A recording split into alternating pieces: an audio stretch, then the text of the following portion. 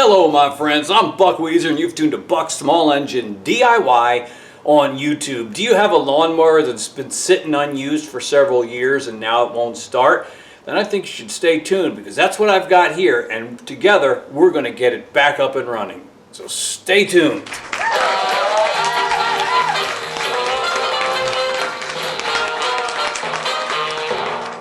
So the owner of this machine told me it's been sitting in his basement for a few years because he's been using a lawn cutting service instead of mowing it himself. But he decided that he also wants the freedom to do some mowing on his own and not have to rely entirely on the lawn service. So he wants it up and running. It's a Briggs. It features a Briggs and Stratton engine. It's a Troy-Bilt TB360. And how old is this? Well, if I'm looking here at the serial number for the engine, 13 is the year that it was made, so 2013. The next two digits, 12, would be December, 02 would be the date. So this engine was made on the 2nd day of December of 2013. So I'm going to guess this is a 2014 model lawnmower, so it's about 11 years old. And sometimes they just don't want to cooperate after sitting for a while. So let's do our initial checks and see if we can get it going. Alright, so I have checked that it does have oil, checked the oil. The gas tank was completely dry, so I've added some non-ethanol fuel. And now I just want to see if it wants to start or run. See what it will or will not do. So let's squeeze the bail and start the pull the rope a few times. I feel the compression in the string. You know, you can feel those points of resistance, so that's encouraging.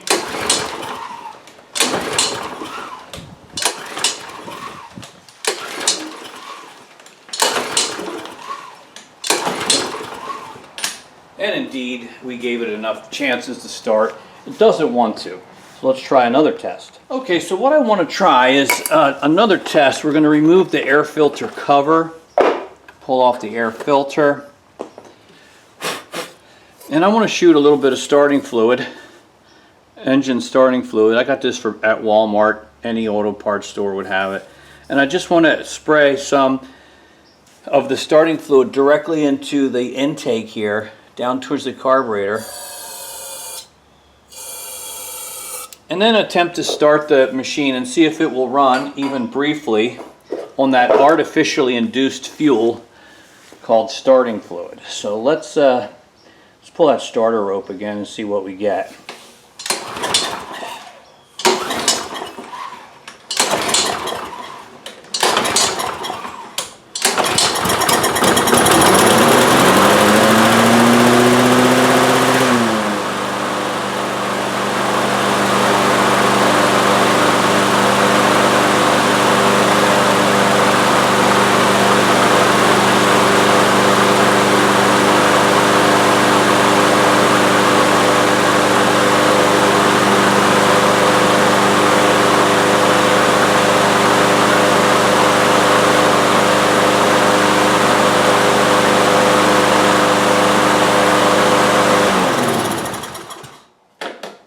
Fabulous. Not only did it start, it continued to run, it stayed running.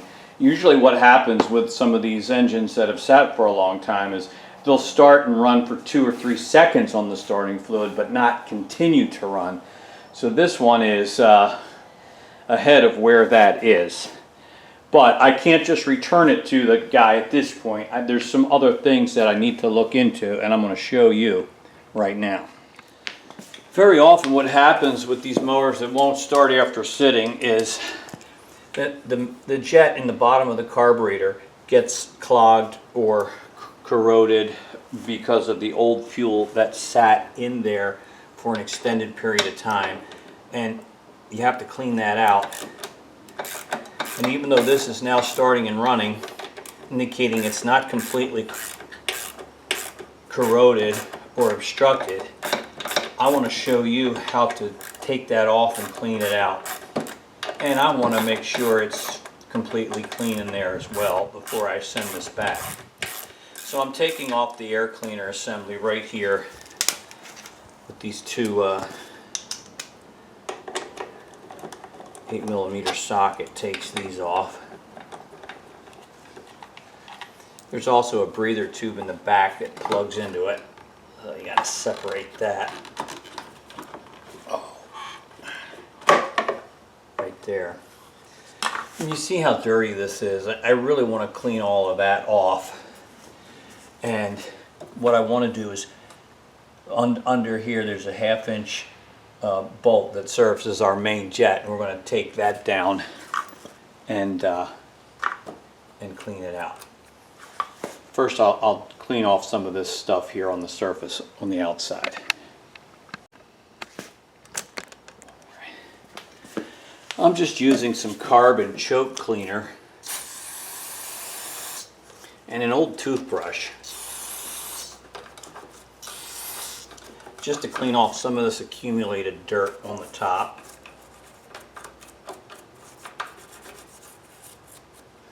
And I'll put a rag down there below to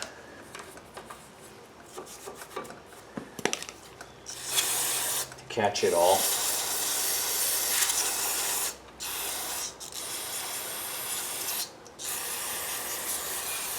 Because when we take this bowl down, I don't want all the dirt falling into it.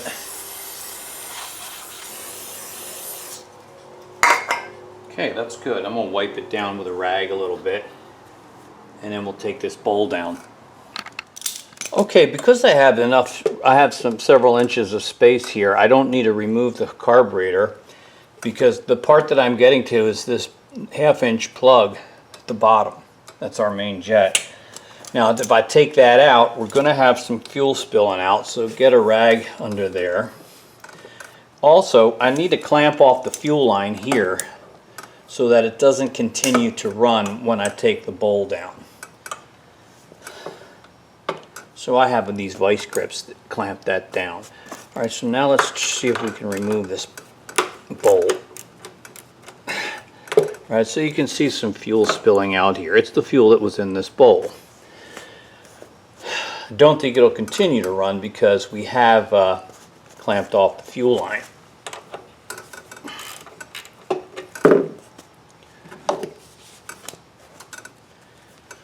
Alright, so it seems to have stopped. And this is it right here. I'm going to show you that more closely over on the bench. But this bowl nut also is our main jet. And these get clogged very easily and is often the reason why an engine won't start after sitting.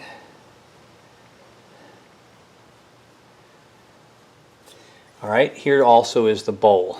And we're going to take this over to the bench and clean this out also. Alright, so we're up on the workbench, also known as my carburetor operating table. And today I have the advantage of my new Knobs Big magnifying desk lamp. That's a new tool, and I'm really happy to have it, because sometimes when you do this kind of stuff, you're looking at really, really small parts. And the parts we're looking at today are the carburetor bowl. I've cleaned it out. It was not very dirty. Since our engine was running, I was not expecting it to be very dirty, but these can be filled with old fuel, built up varnish, crud, even particles of stuff that have gotten into the gas. So you want to clean that. And then this guy right here, he is our main jet. And they got some small holes, and hopefully you can see what I'm doing here. Basically, you've got a hole on the bottom that goes straight through to the other side. All of our fuel enters into that tiny hole and then is sucked up through an even smaller hole here in the center. That's our jet. So we have to clean that out. And we can start with a little bit of spray. Again, these can be very, very clogged up so that fuel doesn't even enter or pass through it at all. And your engine will never run. So even though ours is not totally clogged up and it's running, I think it's only smart and proper for me to clean this out. So I've got a variety of different tools that I can use. This is a pin type instrument. I just poke this pin right through there. And it's got to be clean and clear. I have these other wires of different sizes. I can run these through there, and you want to use a little scraping action, just a little bit of agitation in case of any built-up varnish or debris. So that's pretty clear. Sometimes the spray alone doesn't do it. Alright, then this one here on the top. Again, something really small. This pick type pin or a safety pin.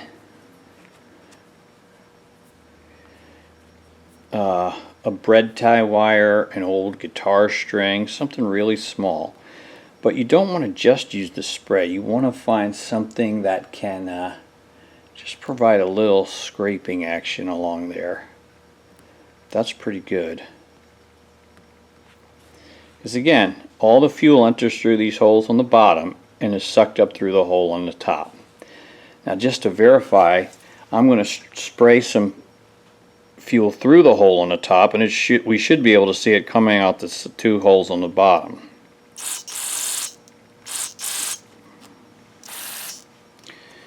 And I think indeed we can.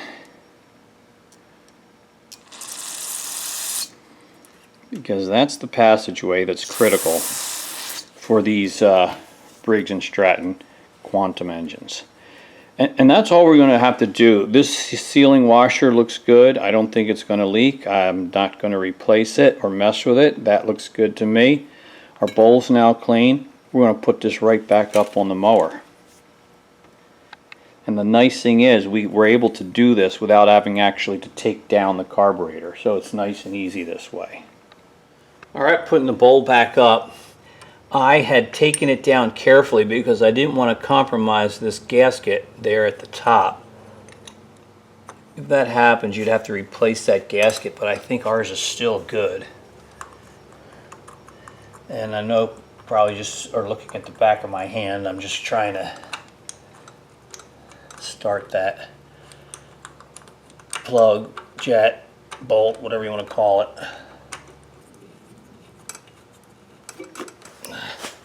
And get my 1/2 inch ratchet to tighten that down.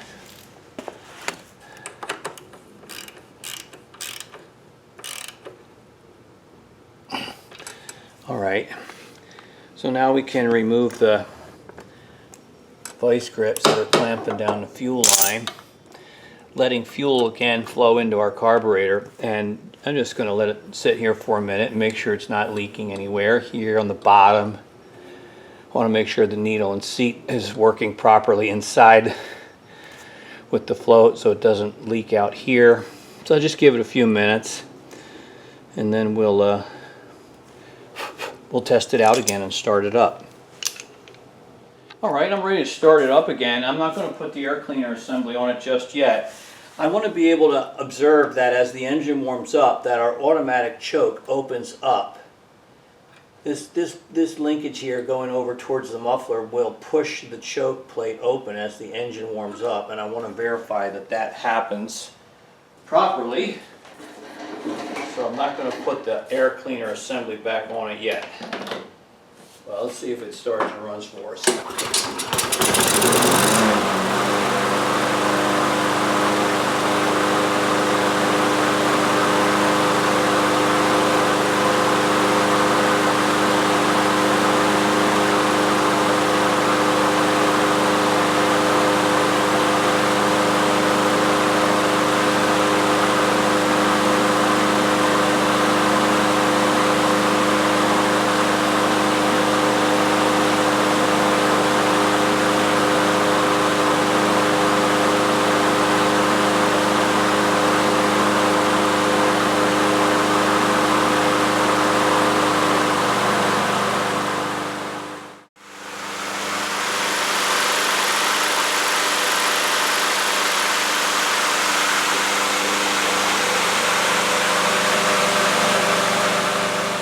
Okay, so I tried to show you that the choke plate did in fact open up completely wide after a few minutes of running.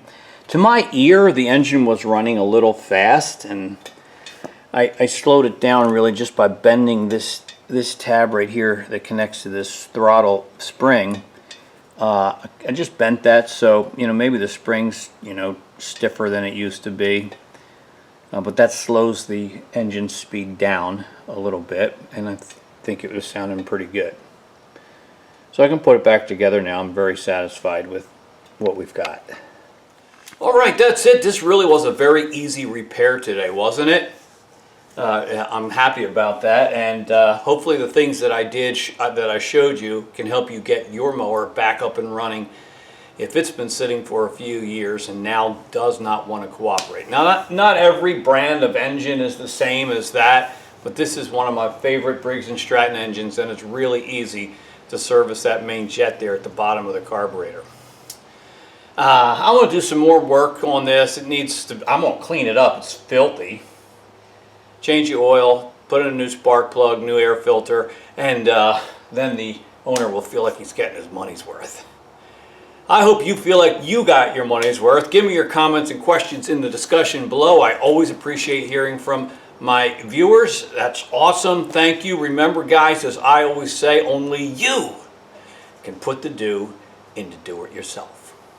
And I'll see you on our next video. Bye.